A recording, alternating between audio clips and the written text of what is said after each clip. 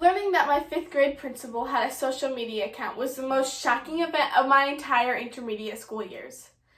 We found out about Mr. Smith's Facebook account after he brought the whole 5th grade class down together for a serious talk. He told us stories of cyberbullying and said that it is actually illegal for 10-year-olds to have a social media account.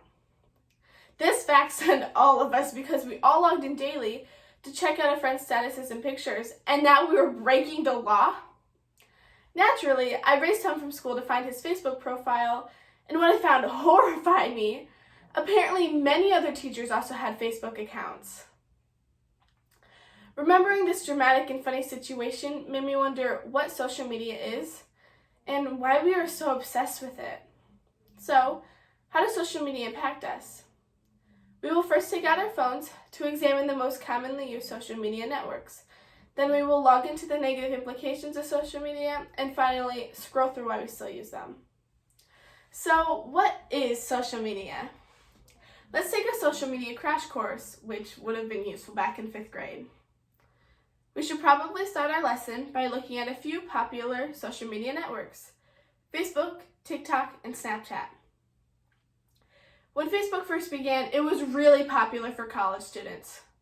A generation that now make up the largest demographic of users is 30 to 49-year-olds according to Statista. When I read this, I wondered, why do only old people have Facebook? Probably because it is both an app and a website, easy access, where people can share posts and keep their friends up to date about their life. Back in 5th grade, I didn't have a Facebook account, but my older sister did. According to GCF Global, Facebook is the largest social media networking site in the world. Mark Zuckerberg made Facebook, and he must have been a genius because the app has over 2 billion users. Zuckerberg's goal in making Facebook was to connect people and share their exciting events with each other. But enough about Facebook. Have you heard of TikTok? It is pretty new to the social media game, coming out in September of 2016, and is diverse with a large group of users. To start off, Musical.ly was a social media networking site. Musers, or Musical.ly users, would record a 15-second video, do some light editing, and post, according to Vice. After Musical.ly, TikTok, the better version of Musical.ly, grew extremely fast and is now one of the most commonly downloaded apps, according to Statista.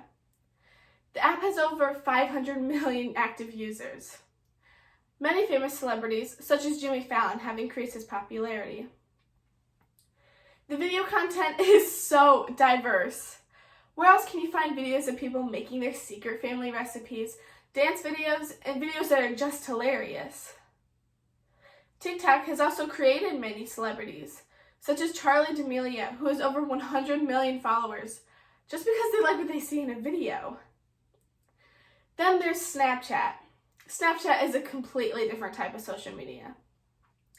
With Snapchat, the snapper sends snaps or text messages that are top secret because they disappear after 10 seconds to friends that the person adds. Also, many people have streaks. A streak is basically where you and a friend go a certain amount of days snapping back and forth. I have Snapchat, and not to brag, but my sister and I have a streak that is 1,043 days long. Many people post in their story. A story is where you can post a video or picture and everyone who follows you can see it. The best way to explain a story is that it is very similar to a post on Facebook, but a story goes away after 24 hours. You can also call, text, video chat, and send pictures. According to Statista, the average age for Snapchat is 15 to 20 years old. During our lecture for Mr. Smith, I can remember rolling my eyes and whispering things like, "This is so dumb." I didn't believe anything that he was talking about. How could he know about social media? He was talking about all the negative implications of social media, and the whole thing just went over everyone's head. Nobody believed that all these bad things can happen on something that is just so fun. As I got older, however, I started to notice some of the negativity that he warned us about. For me, I have to admit, social media has had a pretty negative impact. I can honestly say that I'm addicted to it. Hello, my name is Sarah, and I am an addict. According to the Addiction Center, psychologists estimate that about 5 to 10% of Americans suffer from a true social media addiction. Behavioral addiction is the scariest addiction in regards to social media. According to the Addiction Center, this is when a person becomes dependent on and craves something other than a drug, like social media. Studies have shown that accruing likes on a post or picture affect the brain's pleasure center to trigger the same kind of chemical reaction as other drugs, such as cocaine. Social media sites have severely stunted young users with social skills like empathy and compassion. A study from the University of Harvard says that if teens' social media usage is higher, then their body image will actually be worse. Comparison on social media is huge, and not only for others, but for myself. According to Psychology Today, there are two different types of comparison. A healthy comparison is when people look to their peers, friends, or mentors when they want to improve. This takes discipline, however, because there is also an unhealthy comparison.